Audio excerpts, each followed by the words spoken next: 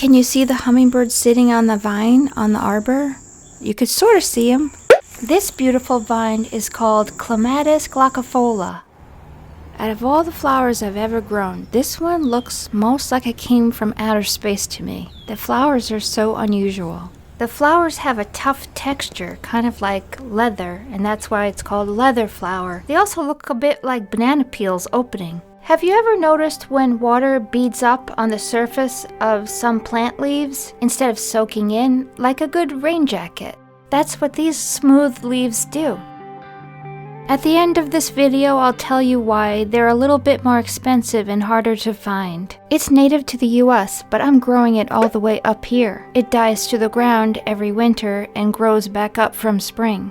Most people might be familiar with the purple clematis with these wide open flowers, very pretty. Not all of them are decent sources for nectar or pollen, but Clematis or Clematis Glaucophylla has a proven track record with hummingbirds. I've personally seen adult hummingbirds on my vine, which proves there is nectar in there from that alone, because unlike juveniles who poke every flower, experimenting and curious, the adults have learned which flowers have the nectar and which flowers don't.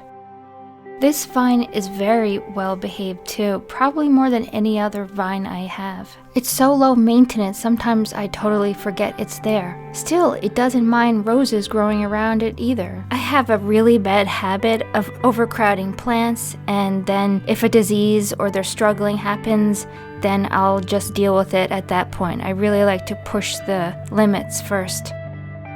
I grew some other clematis vines, but I really like this one the best. This is what it looks like when fall starts. And this can last from 2 weeks to a month for me until it starts to fall apart. It's nice to see what a plant looks like all year round.